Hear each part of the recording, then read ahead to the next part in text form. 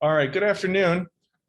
I'm Kent Lassman, the president here at the Competitive Enterprise Institute, and I'm joined by a longtime friend and a special guest who's just produced a new book called I, Citizen, out now for 2 days. I'm joined by Tony Woodlief, the executive vice president at the State Policy Network, a wonderful organization that if you are not knowledgeable about and engaged with, this is your opportunity to hear straight from the horse's mouth what they're up to and how they do their work. And I hope that you'll learn more about them over the coming weeks. Today, as I said, we're going to be focused on his new book, I, Citizen. This is our 17th program of the year. Today, we're doing a little bit of an experiment. We're both online with you. We'll be on YouTube later this afternoon, and we're in person.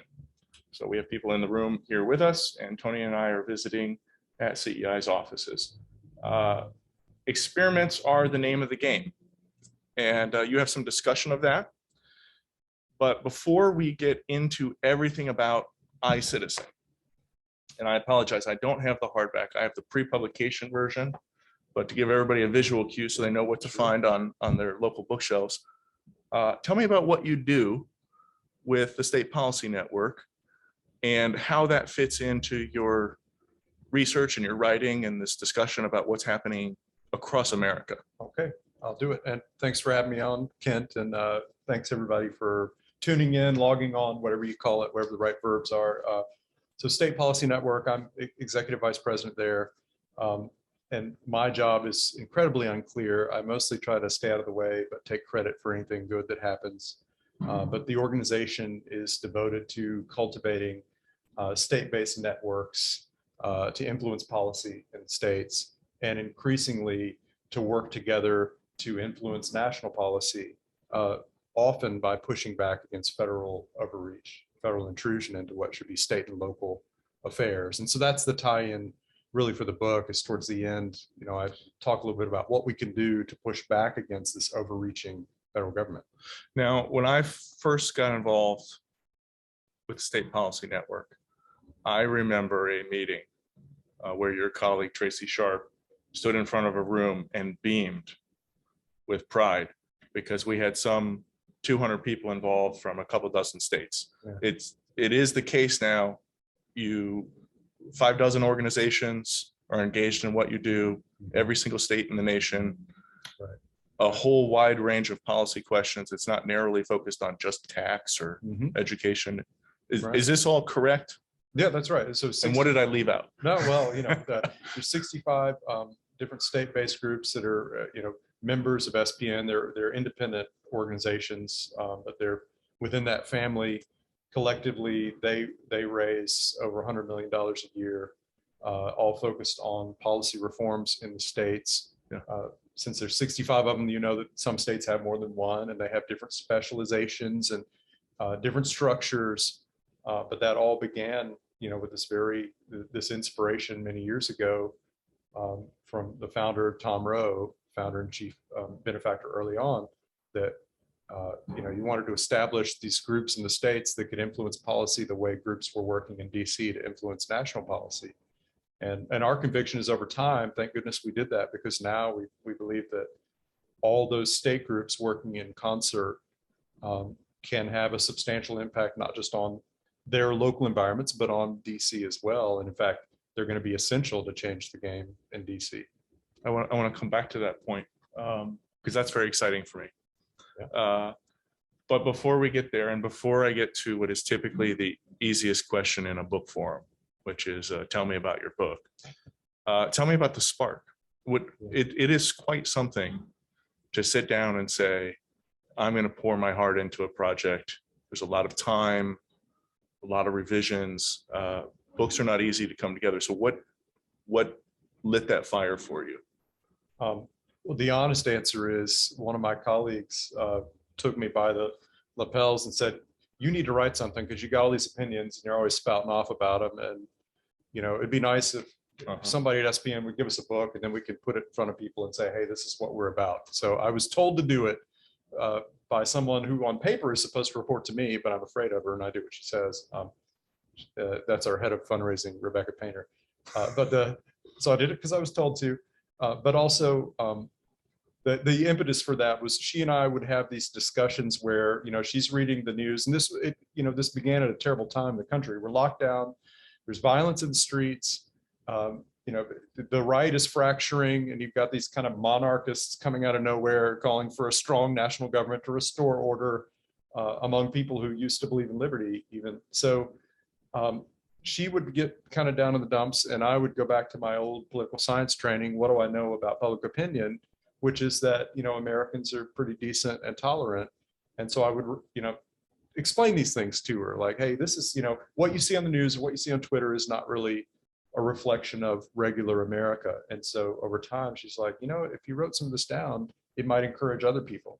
And so that was, I guess, the spark, So credentialing matters to some folks. Yeah. It might not be apparent, but you are in fact a pointy-headed academic. Is that right? You have yes, I've really worked on the hair today to hide the pointy part, but that is a fact.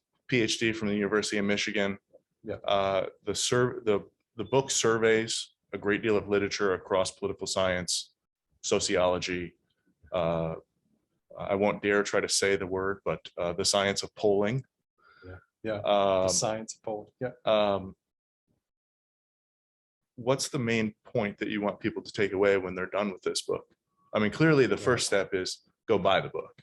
Yes, right? That's absolutely. every author. Well, but what do you want people to take away? Plural would be better. Buy books. Okay. Yeah. But what do you want people to know when they're done? If I had to boil it down to one thing, it's that the picture we've been given by pundits on the left and the right of an America on the verge of civil war, red versus blue, angry, bitter, divided, is completely false. Most Americans are not that ideological. They're not that motivated by politics. They're fairly tolerant. They want to get along, and they're mostly center-right. There is, however, so this is the danger, a growing percentage, I'd say around 20% of the country, that is bitterly divided, animated by politics. It's one of the most important parts of their identities as individuals. Their numbers are growing, and they're kind of stoked by, led by, incited by a political class that benefits from that kind of division. I want to pause you for a moment, because I think numeracy is difficult for people, and we get misled, or we allow ourselves to be misled because we're too quick with numbers and statistics and all. So when you say these things are growing, we have a total pool of hyper partisan at about 20%, 1 out of 5 people in this country. But when you say growing, you're actually talking about only about 1% per year, right? Well, is that what's reported? So Kent, that's the interesting question. What's so the rate? That is the open question, because some of the best data you're going to get is from my alma mater, University of Michigan, the American National Election Studies. And so they've done these periodic kind of put in the dipstick into the American engine and see what they get out of it. So if you go back to the 1950s, you find that I'd say around 12% of the population, insofar as you can rely on the surveys, self-reporting, just from their self-reports, they're pretty ideological and pretty committed to a political party, and the politics is important to them. Now we're at a point that that's roughly 20%. The question is the growth rate steady? Or, and I think this is more likely the case, it was relatively steady into the 90s. And then because of a variety of changes in how we can kind of, geo-target people with our messages and how we do politics, and the changes in the parties and how they're structured, then we started to see the growth. So if it's been steadily increasing since the 50s, we can get to 2050 or further before half the country is bitter and angry. But if it really began to grow in the 90s, it might be another decade. And then suddenly you really do have large portions of this country that care too much about politics and are too invested in hating the other side. Okay. Tell me about the difference. You made a conscious decision here. It says I, citizen, a blueprint for reclaiming American self-governance. What's the difference between a citizen and a voter? Well, anymore, Kent, I don't know if folks in the political class see much difference, right? We're told every 4 years or every 2 years, if you're especially diligent, go vote, choose your masters, and then shut up and pay your taxes. And so what I am trying to evoke, with the use of the word citizen, is the richer sense of what we're called to in a representative democracy or in a republic, or whatever terms you want to use, to participate in our own governance, beginning with the self-governance in the deepest sense of that word, regulating my own behavior, but then going outward from there, this participation with my fellow citizens, beginning in my community, in the decisions of how we make things better. And a lot of that should be in the private sphere. And all that, to me, is wrapped up in citizenship. But we boiled it down to this mathematical exercise where, we're going to decide everything through the political process. And the way we decide is we're just going to count the votes, and whichever side has more votes, they get whatever they want. So in the the picture you're painting there, I know you wouldn't necessarily, maybe you would. I don't think you would go out and measure this person's a high quality citizen and that person's a poor citizen. But can I be a good citizen if I'm helpful to my neighbors? I watch their dog when they leave town. I volunteer at the local high school. I'm engaged. Yeah. But I never vote. That I don't take part in the political process per se. Yeah. Can I be a good citizen? I mean, I'd be open to the argument that you're a better citizen. Uh-huh. You're certainly a better citizen than somebody whose life is described by the opposite, by the inverse. They're not involved in their community. They don't really know their neighbors, but they make damn sure to vote every time they can. That to me is a denuded kind of citizenship. And so what we're seeing, which to me is encouraging, but it distresses people in the two major political parties, we're seeing the number of independents grow. They now outnumber the number of people who say I'm a Republican or a Democrat. And what I read in that is a disgust with the major parties and what they've become. And so if you see correlated with that, a reluctance to go vote, to choose between, which means you're going to be robbed by, then that to me is not unhealthy. That might be a sign of health in the citizenry. What is the role of political parties? Where would you have what's the normative role? Where would you have them? Right. Well, historically, they've done something that's really valuable in a large, diverse society, which is they've contained within their borders a lot of the necessary negotiation and horse trading that you want to see in a democracy. And they've done that when they were more diversified. But over time, a lot of this stemming from reforms in the 60s that were supposed to make things more democratic, but in many ways did the opposite. The parties really heavily sorted. And so that now what that means in layman's terms is it's very hard to find, an elected Democrat who believes in gun rights. It's very hard to find an elected Republican who believes in abortion rights. It used to be the case that you had a lot more mixing regionally and ideologically within the party. And that meant that these different competing factions had to figure their stuff out within that party because they wanted their party to win.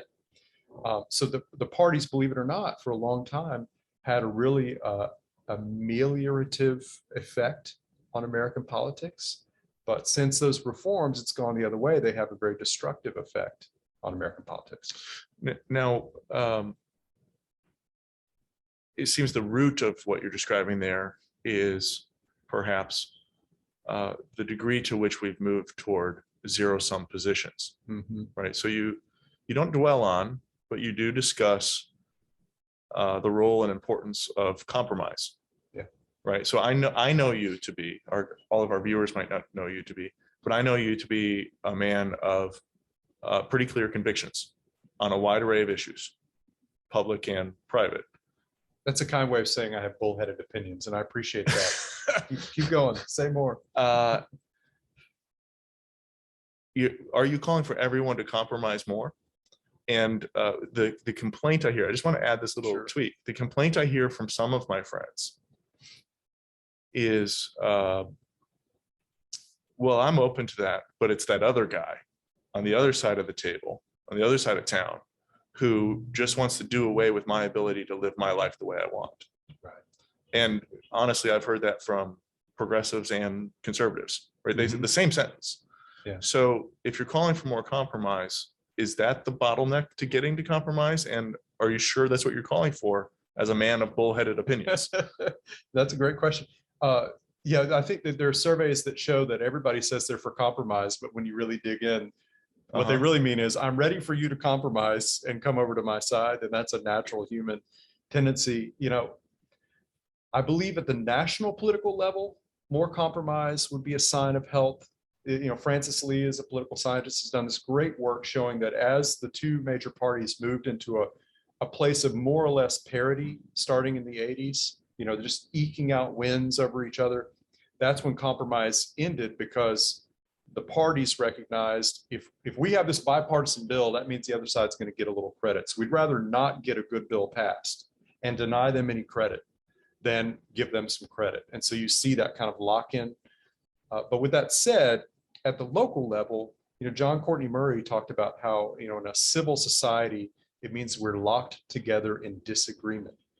And what he meant was, and this goes all the way back to Tocqueville, is when you have people in communities trying to sort out how to get along, that's the help comes from that disagreement and that effort to sort out. And so in that case, I would say you wouldn't want everybody to show up totally flexible and just let's get the decision done as fast as we can so we can go home. You actually do want some argument, because that's how you sort out the hard edges of your convictions as a community, as an individual, and you need that. So one of the things I talk about in the book is that, if you've got David French on the right and Ezra Klein on the left, they've both written pretty good books in the past year about polarization. And they both start from the position that polarization is inherently bad. And my point of view, what I try to argue in the book is, well, no, polarization can be really good. In fact, Fidel Castro's cabinet wasn't polarized, and that didn't mean that things were great. The Teen Vogue editorial staff is not polarized, and I wouldn't want to be governed by either of those. Polarization can be good as long as it's confined in a process that is civil. So it sounds to me that you're describing more pluralism and tolerance than you are compromise, which has become a politically dirty word. Right. No, that's right. And maybe that's what needs to be reclaimed. I think that's exactly it. I think you want polarization. You go back to the 50s and 60s, for Republicans and conservatives, there was this deliberate effort to polarize the Republican Party more because they did not like the kind of Eisenhower drift of the party into this sort of everything the Democrats want at 80% of the cost. So I think there was a lot of virtue in that effort to restore some kind of right wing, however you want to define that, libertarian or whatever, convictions to the party.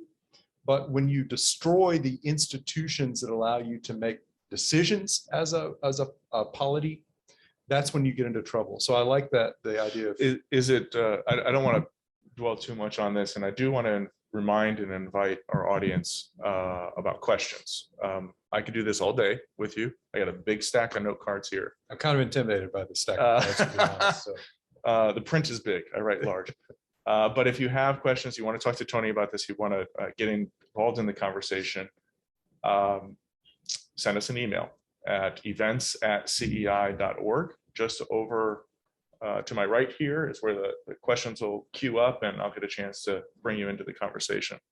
But just one final point on this polarization, and we can save it for later if it doesn't stick. But I wonder if what you're describing is people talking past each other, in the sense that to polarize has two meanings. And one of them, if you think of the grade school magnet exercise, right? One of them is you get on the horseshoe magnet, you get certain ions here and certain ions there. The other is when you rub the needle with the magnet and you look, you can see all of the ions line up, so that the red end and the blue end. And I believe what you might be describing is parties are good for lining up an internal position and then allowing people to say, I'm more like that. I want to be engaged there.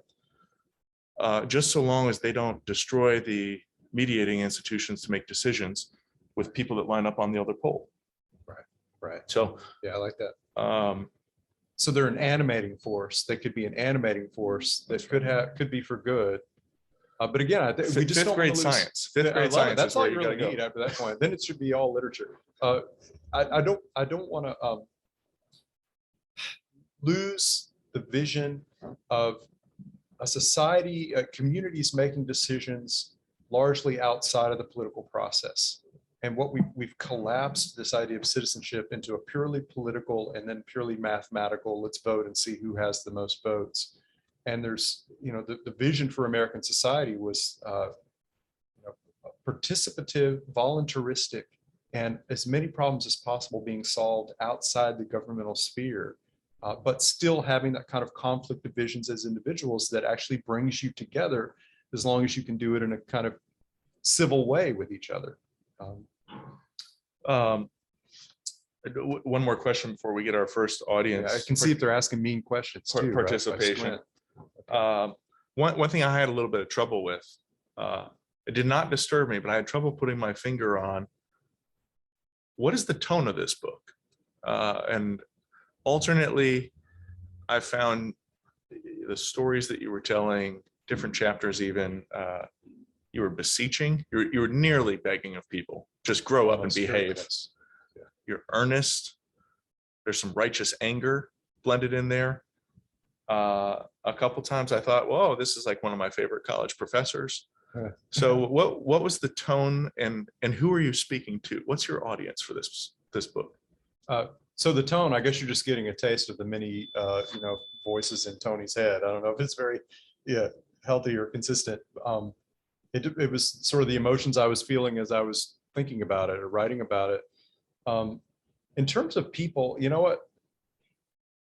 I mostly was thinking like there are conflicting thoughts about when you write a book, should you have an audience in mind? And, and all good advice all across the board. I found that I was mostly thinking about people I know and love who don't do politics, but they love their country and they're grieved by what they see on the TV when they have it on. And I wanted to give them affirmation and encouragement, right? That you are America. You're being told that you, rational person who wants the country to work and wants people to get along and wants to be left alone, you're told that you're the anomaly and that the rest of America is ready to fight. And I wanted them to know, actually, no, you're in the majority. You're normal, and so are your neighbors, and you should go meet them if you don't really know them. So I was thinking about those folks more than like policy wonks or politicians right there. Okay. We have a question here from Elena. Hi, Elena. I ask you to put on your pointy-headed academic tinfoil hat there. Let's do it. And think like a political scientist, the political scientist that you are. There's at least 2, but maybe 3 chapters in the first third of the book that addresses some of this. But tell us about your views on multi-party systems in the United States. And if you have a view, should like to know your view on ranked choice voting, something that has regained prominence. Catherine Gale's been writing about this, Michael Porter from Harvard. One state, I believe now, has ranked choice voting at the federal electoral level, but more parties, multi-party beyond 2, I believe is what she's asking. Sure. And ranked choice voting, what do you think of those things? Yeah, and so first of all, I think you're mentioning names. Everybody he mentioned, you should read them for sure. I'm no expert on this. I can tell you the challenge with the American system is we have a single member district plurality form of choosing our legislators. In other words, it's first past the post. Mathematically, if we had time and it wouldn't put everybody to sleep, including me, we could draw up how even if you began with multiple parties in our system, you would gravitate to 2 parties because they would have every incentive to form coalitions to win the majority that you need to win the seat. So the system, as originally set up, mitigates in favor of just 2 parties. With that said, the reforms I alluded to earlier in the 60s that spread over, it began the Democratic Party, it spread the Republican Party. That has sent the parties, that and some other features of our modern political life, have sent the parties in the opposite direction from one another. So normally the incentives are for them to be close together around the median voter.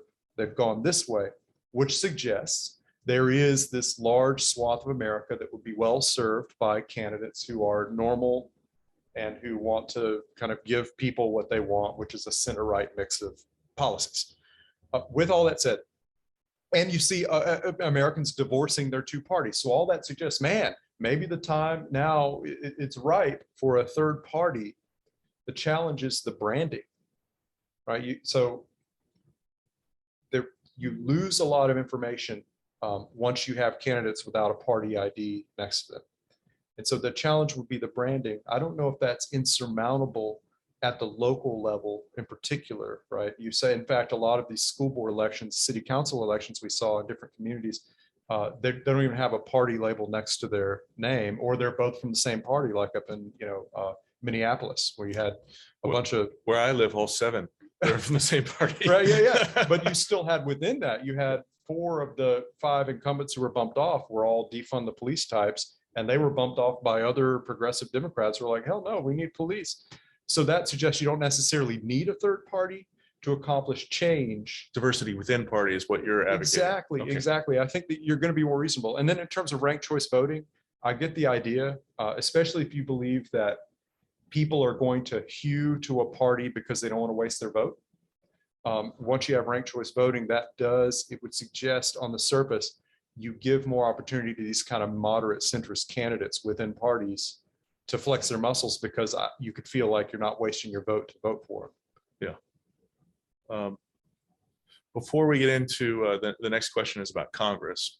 I want to dive in on something, a topic, a theme you come back to over and over again. And this is where some of the spicier language is found. Here it is. Some of the righteous anger.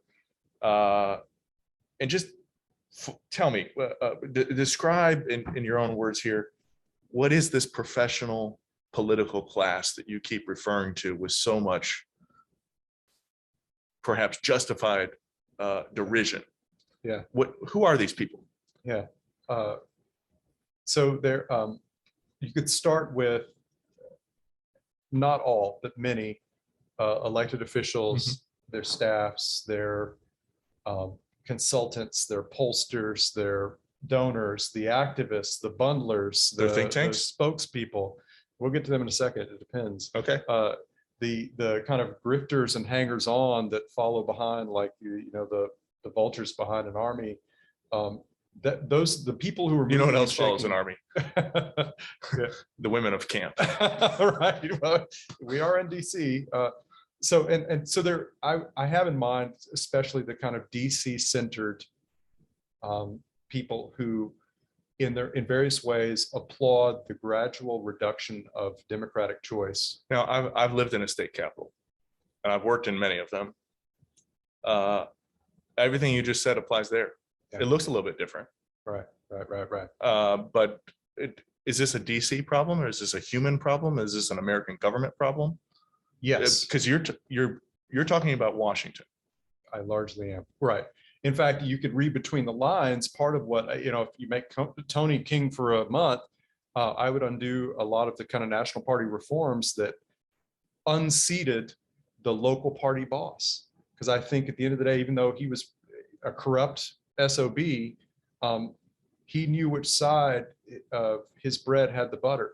And so he was not going to send delegates to a nominating convention who did not reflect the interests of the people he lived with in his community. So the parties served the goal of representing people, and albeit in a way that wasn't always transparent or fair, it was still more representative of the broader interests of communities. So they're a political class, those kind of local party bosses. But I think they're still trying to enact representative government in a somewhat democratic way, and to represent the interests of their community. So the political class I have in mind then is not just anybody who's involved in politics. It's people who are engaged in the game of politics. This is where I get the carve out, where I can redeem myself. Yeah. Okay. All right. So they're engaged in the game of politics, which is focused on the destruction of the other party, and which is absolutely willing to pull authority out of communities where it belongs into DC, largely into the hands of unelected bureaucrats and judges.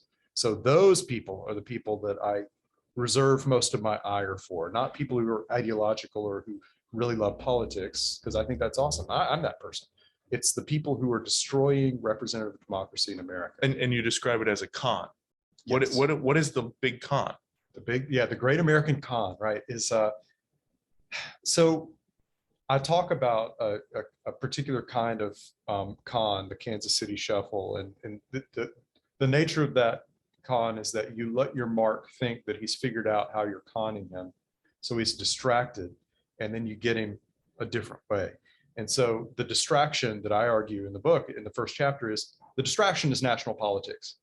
We get absorbed into thinking that what really is going to decide the fate of our country is which of these two bozos we choose as a nation to run the government, the federal government, right? But the real con is no matter which bozo you choose, they have a pattern of pulling authority out of your community and concentrating it in their own hands. And that's the real con. So just to bring that down a level from abstraction, what type of authority are you talking about? What's an example, just one or two examples of when the con gets enacted, right? We've lost authority to govern ourselves and our community. Yeah. What does that look like? I'll give you a bookend. Right. So my oldest son is a United States Marine. Where he gets sent, what desert he gets sent to, right, to get shot at for who knows what reason. Whether that's the question, or the question is the ability of my local library to restrict access to pornography on its computers. These are no longer decisions that we vote on. They're decided in the first case by executive branch officials, right, who can manipulate the media and avoid Congress ever voting on it like they're supposed to, because God knows Congress doesn't want to be held accountable for anything. And the latter case, pornography in libraries, well, that's now a series of Supreme Court precedents. So these were decisions that the founders, I guarantee you, expected for us to make in our communities or to make through our elected representatives in Washington, D.C., and they no longer are. And then everything between is increasingly placed in that kind of non-representative sphere. And my argument, I don't believe in like untrammeled democracy, but given what we see in polls about what most Americans think and believe, my message to my friends on the right, and a lot of my progressive friends too, is, hey, you know what, if you trust democracy more, you won't be super disappointed in the outcome because most people are with you on most things. Okay. I want to keep the righteous anger going for just a moment. Am I angry right now? Am I coming across a little angry? Well, I'm just stirring you up. Okay, do it. Get me all fired up. We're in Washington. Yeah, we are. I'm not going to say you borrowed. You and I have come to the same phrase. I often describe this place as the Imperial City, which is one of the chapter titles. There's about 6 million people here in the city and in the surrounding area, which is a lot of people, but it's only the 7th largest metropolitan area in the country. It's only about 2% of the people. It's a lot more of the wealth. And a lot of that wealth in the last 2 generations, especially, is the result of taking tiny little slices, tiny little pieces of every dollar that passes through here. It goes from the home, the household, into the tax system, and then it gets sent back out to do whatever it is supposed to do. Is Washington the central problem or just one of many problems? Because it would seem to me, the facts I just gave you, there's disproportionate influence on our lives from where we're sitting and within 10 miles of it. Yeah. Is that right? Sure. Well, first, I think it's a footnote in the book, I try to exempt the majority of the wards of Washington, D.C. These are just people who work for a living and have regular lives. There's a couple of wards where the sort of political class is concentrated. So I don't want to indict the whole city. Right? No need to blame all of them. But your point still stands. So in an attempt to answer it, I was struck, probably the piece of research I came across that struck me the hardest came from CEI, from Wayne Cruz. And he's done this wonderful work he's just counting regulations passed by the federal government. And what he found in recent years is that for every law passed by Congress, federal agencies passed 27 regulations with the full force of law. And what that means is it's whack-a-mole. Even if Congress woke up tomorrow and decided they wanted to do their jobs for a change and start doing oversight again, they're outnumbered. Kevin Kosar at AEI talks about this. They're just outnumbered. If you count all the federal agencies and all they're up to, Congress doesn't have the staff to oversee them. So we've allowed just to interject for a moment. I don't mean to take you off. There are more federal agencies with rulemaking authority than there are members of the United States House of Representatives. Yeah, there you go. So even if you kind of divided them up, If every representative in this country was responsible Yeah. for one rulemaking agency, Yeah. we would still have about 35 agencies off there with no oversight whatsoever. So to add to the fury that you should feel right now, our friends on the right in the 90s eviscerated the kind of investigative functions and capabilities of Congress in their zeal to save a few pennies. So you want more congressional staff, right? That's the argument you're making. More congressional staff that's focused on something other than comms, like actual policy experts. Wait, that's a lawyers. wonky word. Yeah. Unpack that. What is that? So, What's comms? you've Come seen on. this drift. Again, I'm just channeling Kevin Kosar and his whole team and AEI. You've seen this drift in the jobs of congressional staff. They used to have policy experts, attorneys, people who understood the federal government and knew how to go after it. They get rid of them, and now they've just got a bunch of people who help position the member of Congress out in the media. They're all working the phones, getting interviews and all the puff pieces and everything else. They're communications experts. Madison Cawthorn out in my home state of North Carolina, he brags about it. He's like, I don't have any policy experts. We're 100% comms, and believe me, it shows, right? So you need to have this kind of. Unfortunately, he doesn't have better communications. He didn't get a bang for the buck. You've got to have more authority in Congress and more capability to investigate and I would say even persecute federal agencies, because those agencies are persecuting regular Americans and nobody's standing in their way. Okay. You've touched on something, but I'd like you to explore for us. And then I'm going to get into this question here about Congress that we're getting from our audience. But tell me about the regulatory state and how it works. And you don't have to, but perhaps the way to get there is you tell a very evocative story about the Forest Service and rulemaking and what that means and how it actually plays out where people live and work and recreate. Sure. So what is this regulatory state? I just have to say, first of all, you asking me that is like my priest asking me to explain the church to him. I mean, I'm going to tell you about the regulatory state. Okay, fine. Well, please do. We are recording live. So all right, I'll give like one example real quick, but you won't get the full flavor of it or all the enjoyment unless you buy the book. I talk a little bit, one example about the Fish and Wildlife. So the narrative, and I give other examples, but the narrative I try to show is you begin with Congress passing a law that if you read it, it's quite reasonable. And the law that the Congress passed in this case essentially said to Fish and Wildlife, which controls all these properties over the US, it said, look, do what you can to protect the wildlife on the property, the flora and the fauna. Do what you can to protect it. Be reasonable about that. And hey, where it's possible, where you're not going to really intrude on your neighbors too much, maybe even restore some of the habitat. And you can go read it. It's very sensible language. I'd vote for this. So I tell the story about this gentleman who escaped from Cuba. He swims 9 miles to get to Guantanamo Bay to plead for asylum in the US because he hates communism. He finally gets asylum, comes to the US. He becomes a preacher, goes to Las Vegas, and his ministry is largely to the younger people who are chewed up by that kind of city. So they're victims of drug abuse, sexual abuse, prostitution. He builds a church, raises money, builds a church, and then builds an orphanage, has a whole facility to help these people. And he buys land that's adjacent to Fish and Wildlife land to do all this. There's a stream that runs through his property that has run through that property since the 1800s. He's literally baptizing children in the stream as part of what this dude is doing. It's like the great, even if you're not religious, it's just a beautiful story of somebody trying to do good in the world. Well, Fish and Wildlife, going back to that law I just mentioned, they decide that law means, protect the habitat, but be nice to your neighbors. They decide that law means that they can take this church's water and divert it to bring back some fish that I can't even pronounce. So they dam up the stream without telling him they're going to do it. So they're violating their own rules and procedures to do it. They dam up the stream, route it uphill, and then the dam that they built a couple days before Christmas, it breaks, floods the whole orphanage, floods the church, and then Fish and Wildlife, they literally will not answer the phone. And so that began this legal odyssey where this man and his church, they're just trying to get compensation for the damages they suffered as a result of Fish and Wildlife breaking the law and breaking its own procedures, violating its own procedures.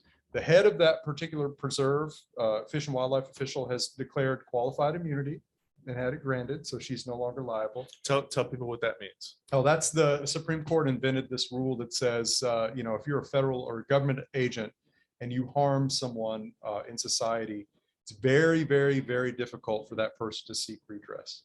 And so that we hear about it mostly with police abuse, that horrible abuses, and then the police invoke qualified immunity and they can't be found liable. So that's what this agent did. And so this is just one little story of somebody trying to do good in America and following the rules, Congress passing a law that seems reasonable, and then an agency, through a series of reinterpretations of that law, gets to a place where it has given itself powers that the Congress never intended. And because Congress is not really exercising oversight, there's nobody to hold the agency. So there's the story. It's tragic. It's certainly dramatic. There's dysfunction of the regulatory process. There's dysfunction of the fish and wildlife. But there's dysfunction there with the first branch of government. Article 1 of the Constitution describes how the Congress is to operate and what they are to do. Right. Is that dysfunction? This is our question from Tom. Is that dysfunction of Congress the driver of the status quo, with all of this polarization, all of this invective, the growth up to 20% of people that just want to hurt the other guy, make the other team lose? Sure. Is Congress to blame? I think Tom wants to point a finger. Sure. Where do you point a finger? I think, are they the driver or the result? Yeah, Tom, it's a good question. I think if you go back to laws passed, let's say in the 80s, which is this Fish and Wildlife law, or Forest Service is another great example I talk about.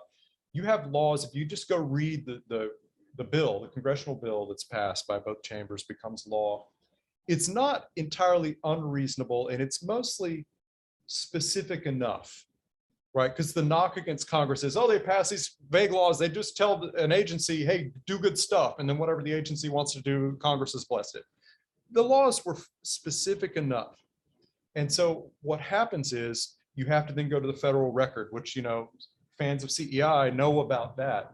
And what you see is over decades, the agencies issuing regulatory refinements to explain what this word in the statute meant, or that word, and then they refine what that means and what that means. There's this great history of Fish and Wildlife and how they took a reasonable law from Congress, which said, you know what? In our federal lands, let's maintain timber production. Let's also make sure that we're replenishing the timber stock so we don't run out. Let's maintain recreational use. And where you can, let's protect truly endangered species. It's not an unreasonable law if you go read it.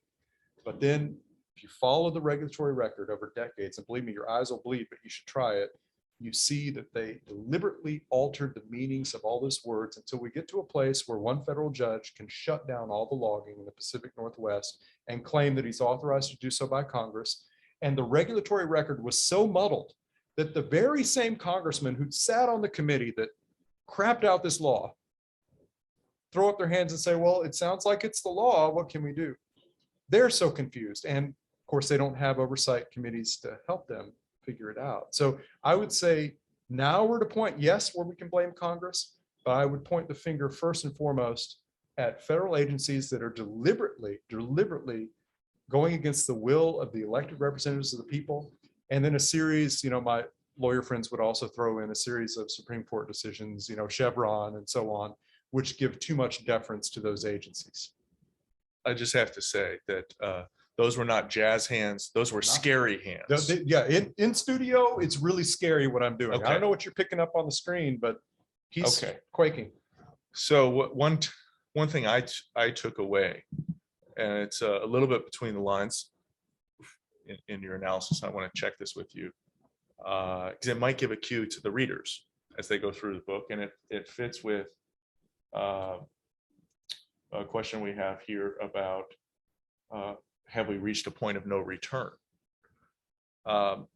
It seems to me that what you're arguing is that governance, which is quite different than government, is something that we have not appropriately scaled. This is a nation that spans a continent and the largest ocean in the world. There's 330 million plus people and growing. And scaling government, I think what you're arguing is cannot be ever more complex and centralized, that it must be decentralized back to the individual, to the household, to the community, Right, to the city or municipality, to the state, et cetera. Is there any evidence that that sort of distribution works? Or are we a novel experiment? Are we 250 years into a novel experiment? that's a good question. I think so. First of all, you evoke a question that some people are considering, which is, should we grow the legislature because our population and our complexity of government has grown? And there are reasonable arguments for doing so, especially if you beefed up oversight at the same time. If you put more troops in the field to go after federal agencies on the legislative side, maybe that would be good. But then your broader question or more direct question about, what's the evidence for distributing authority? I think I don't have a succinct answer except to say that when earlier in the American experiment, when we had truly an effort at federalism, and also with that a kind of Tocquevillian bias towards private sphere action. So communities solving problems, really because the feds couldn't do it for them, solving problems in concert voluntaristically. You had tremendous growth in everything, in wealth, prosperity, arts, technology. So what's in it for my, I live on a street with 19 houses. There's one neighbor who's libertarian, and he keeps it to himself. I know the handshake. Oh, I know the handshake. But there's 17 households where likely there's some pretty progressive people on my block, and I like them all. Every single one of these people I like.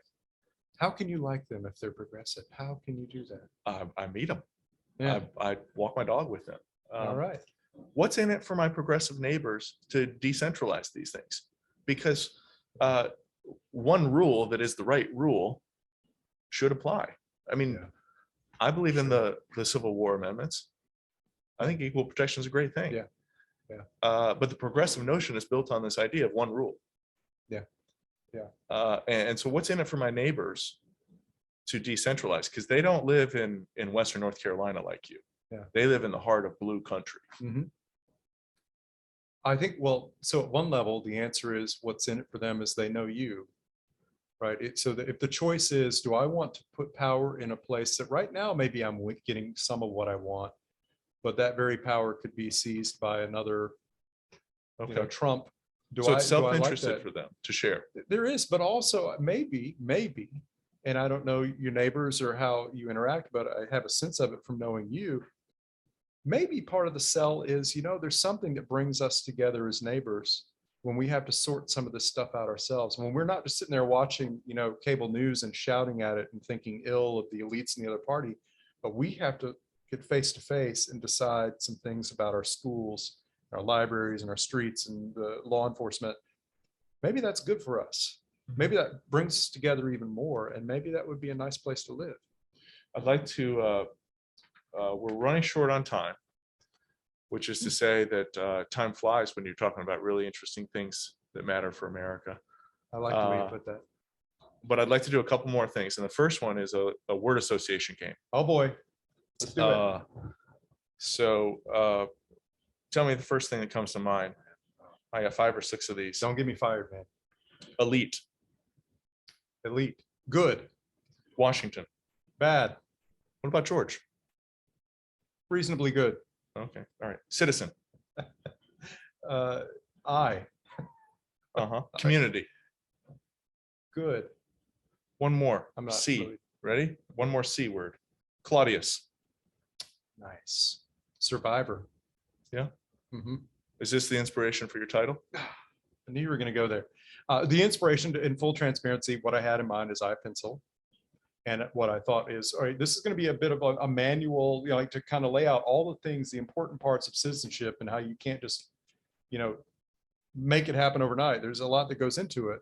But then my folks at my publisher thought I meant iRobot, and they were digging that connection. They're like, yeah, because there's these automatons that are trying to regain some control over their lives. And I thought, well, that's good. But in the back of my mind, I really was thinking I Claudius as well, because you've got these horrible political class destroying each other, and here's this one little guy trying to live through all of it. So just for context for everybody, I Claudius, the Claudius books, a pair of books by Robert Graves about 90 years ago, were bestsellers for him. Fiction, fictionalized biographies of an emperor in a murderous family in the decline of Rome. Yeah. He spoke with a lisp, he had a limp, everybody thought he was an idiot.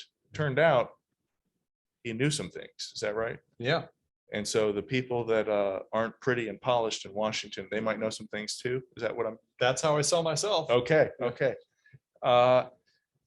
What our audience might not know is that many years ago, you worked here at CEI. Many years. As a research associate. Yep. Tell us a favorite memory about CEI.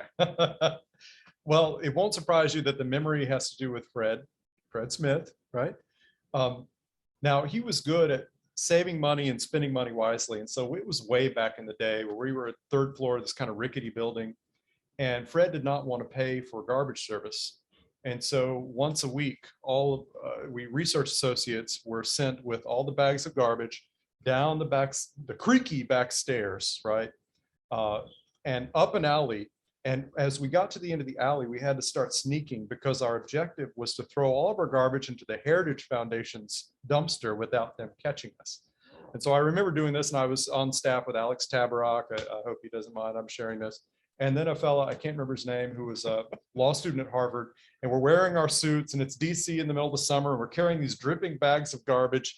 And the Harvard guy, just out of nowhere, we're walking quietly, in humility and fear. And the Harvard guy goes, I'm getting a damn law degree from Harvard, and I'm carrying garbage. And that kind of made it worth it. So, if you were a donor in the early days, Fred was using every dime quite well. We are blessed that Fred and Fran Smith both are frequent participants in these forums, and I'm actually a little surprised I haven't seen a question come through the queue from them. But everybody's going to enjoy that story. Yeah. I have two more questions for you, and we're going to wrap up here in just a moment. The first is, I want to read a passage from your book and ask you if there's anything that needs to be added to it, or is this it? Is this the bullet? Did I get the right main point? All right. You write, most Americans remain tolerant and trusting of one another and share a great many values. Our political class has values and interests at great odds with regular Americans. Now, I think what that suggests is maybe the next sentence is, what do we do about it? Mm-hmm. But is that enough? Is that analysis enough, or does action have to follow the analysis? Well, yeah, I would, what I'm arguing in the book is that. What do you want us to do, Tony? Retake, authority and place it back in states and communities, because the political class, my argument is political class on the left and the right, as it suits them, which is often, they take decisions that should be made in communities, they make them in DC as much as possible through a bureaucracy or through the courts, because otherwise they don't get what they want. Because what they want, we know this from surveys, the political elite are widely divergent from one another, but also from mainstream America. Whether it's immigration, right? Your choices now are open the borders to everyone. That's one choice. Or go find people who've been working and law abiding for years and throw them out, right? Those are your options. Well, most Americans don't like either of those options. And you can go down the list, policy after policy. The extremists in both parties have what they want, and they won't get it if we do this in a democratic fashion. So they take that decision out of the democratic realm. So a quick follow-up on that. Is this mainly an argument that you want us to go forth and change our habits and our institutions, the decision-making rules? Or is this just a throw the bums out? I mean, because if we don't change the rules, That's right. we might New get the same bums. problems Yeah. next time. That's right. You get new bumps. What I try to do at the end of the book is as I was kind of getting to the end there, and I was thinking, all right, what are you supposed to do with this? The reader, right? I didn't want to do the magic wand trick, which is, a list of reforms that would be awesome if we had that we'll never get under current conditions, like Congress suddenly is responsible, or let's have federalism. So I began with, for the reader, what can you do right away? And the very first thing is, starting with the thing you control most, which is yourself. I say, love your neighbor. And then I talk a little bit about that. I don't mean adopt a sentiment in your heart. I mean, do the work of loving your neighbor, because then you get to know your neighbor. And then you find things to work on together in your community. And then from there, you have things to work on in your town and your city. And then maybe you're flexing your political muscle. Maybe you're running for school board. And outward from there, what things can you do linking up with other people in your state to support state-based institutions? Becoming a genuine citizen. Right. Exercising the authority that you were given by the founders and doing the work of citizenship. It's interesting word you just chose there, sentiment. We talk a lot about capitalism here, and Adam Smith. His view of sentiments, these moral intuitions, was that they're pre-rational. We all have them. Even the guy down around the corner that you really don't like because he parks on the grass, that guy has moral sentiments too. And that leads me to the very last question. I'm going to wrap up on this. We spent a lot of time talking about what's wrong, and that last question, you started with love. So I want to know, are you optimistic for your country, for your children, and what comes next for your neighbors? I am optimistic sometimes. And the optimism comes from what I know of the American mind. We're still largely very tolerant, a lot of kind of good convictions about how to live, a lot of selflessness if you look at our charitable instincts and so on. And so that to me makes me very optimistic. And now you're seeing in one avenue through schools, because of this awful experience we've all been through over the past 2 years, Americans flexing their muscle and taking back their schools. So if we can keep that momentum, I think that can be the leading edge for other kinds of reassertion of our democratic authority from communities upward. That makes me optimistic, but what worries me is if we become complacent and let the federal government just continue to expand and watch TV and ignore it, then we're not going to have the country that we hoped to have. We're going to have something far worse. Okay. Tony, I want to thank you. I want to thank you for what you're doing with the State Policy Network, the careful thought you put into iCitizen, for coming up from North Carolina to spend the afternoon with us here today. For our audience, this is the last program that we'll do of the year. We'll be back in January with a full slate of things, both policy analysis and policy programs and other book forums. I want to thank you for what you're doing with us. Encourage you to look for the YouTube version of this program. It should be online very soon. And then share that with your friends, share that with your networks, talk about it, argue about it. And don't forget, Tony instructs me that this is a pretty good item for a stocking stuffer, right? Oh, yeah. Buy many Buy copies. a lot. Yeah. Very last thought, we genuinely appreciate your input. There will be a very short survey that queues as the program wraps. And I want you to know that we take all your input very seriously. So that's it. Program is adjourned. Thank you.